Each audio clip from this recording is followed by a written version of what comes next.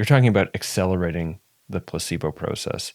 Now, even people whose job it is to stay up to date with all the research on psychedelics, there's no way they can stay up to date on all the research on psychedelics. It's just exploding. Some amount of that is being funneled into, different scales and different communities of the general public.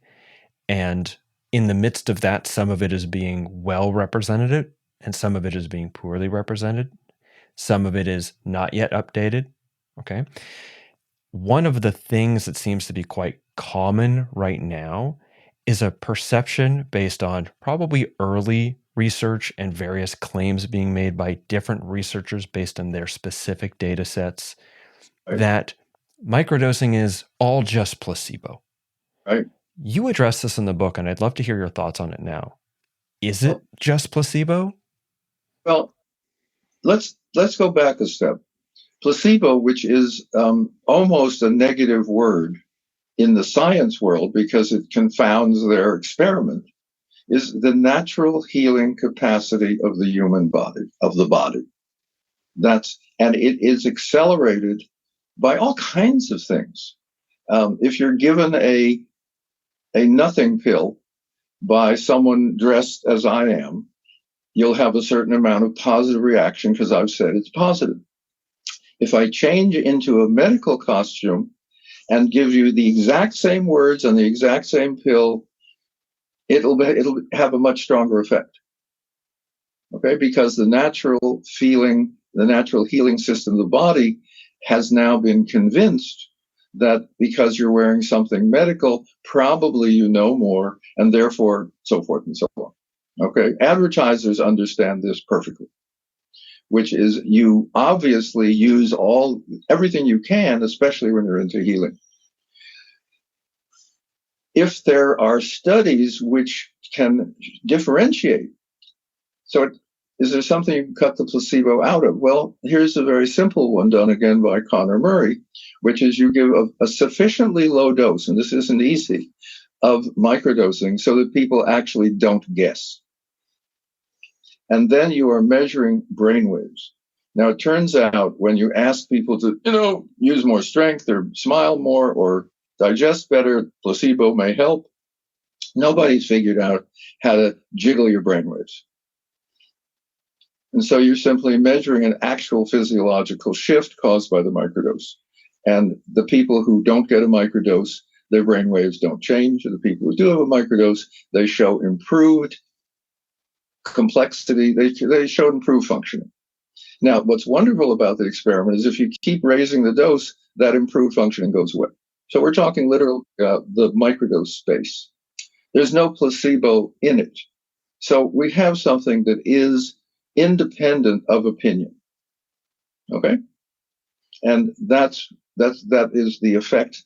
Now, do you want to have in the science world, you want as little placebo as possible because you're measuring stuff. In the real world, you want to have the natural healing response maximized if possible because that's why someone is there. When I say exercise is good for everybody, it's not good for everybody. It's not good for every condition. But it, in general, is a good idea to think it is because the benefits are there and you can, figure out the small areas where it's not. So we're very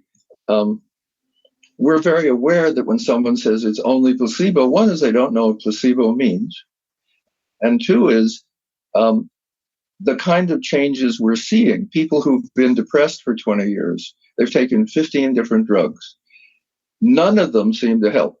But then someone says, but you took a microdose, which had no physiological effects you could feel except better.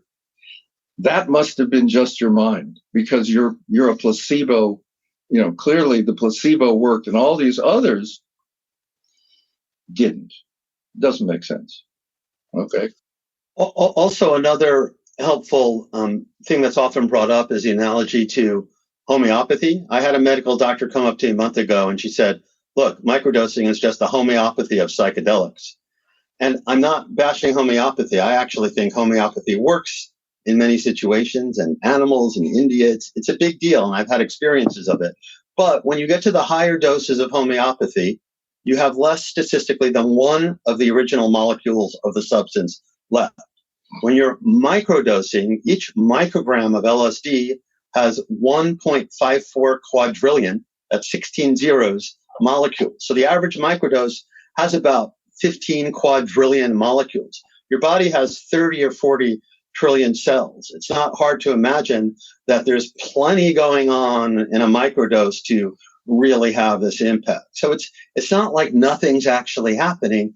And again, also we have brain waves, we have blood flow, we have BDNF markers, all these different things where they've compared large doses to microdoses, and the microdoses have the same signature. It looks the same, but it's just a much reduced amplitude. So the idea that it's just placebo, we have, I think we quote Connor in the book. In Clubhouse at one point, he said, yeah, we don't have to talk about whether it's just a placebo anymore. We know that it's not.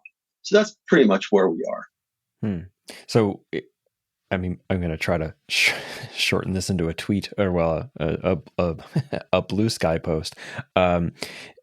It's that psychedelic microdosing can support the placebo process, but it is not a placebo. Right. Well, let me give you a kind of example where if you're measuring something, that's where you're putting all that placebo energy. That's where you wear the doctor costume and so forth. If other things occur that you weren't interested and don't measure, that's really much more interesting.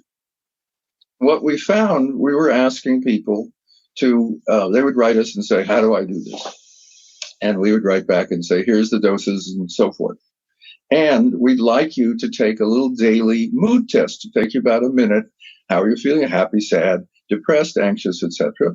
And at the end of 30 days, send us a note of any changes you've noticed that we didn't ask about. And so people would do this.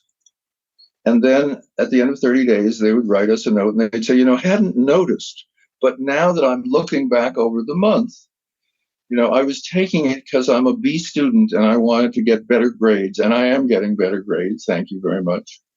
But I also noticed that my sleep has improved. And I noticed that I've gone back to meditation, which I dropped years ago. And my diet has changed for the better. Now, those are all things that nobody was asking for. So those suggest to us real effects. And again, this is not like a one or two people. This became very common because obviously, let's go back. If what microdosing does is improve the body's functioning, your body, you may want to get better grades. Your body wants better sleep. It wants better exercise. It wants better nutrition. And every part of the body seems to get evoked. So that's among the kinds of things we're looking at, which is if things happen that benefit you that you weren't interested in, there are more interest.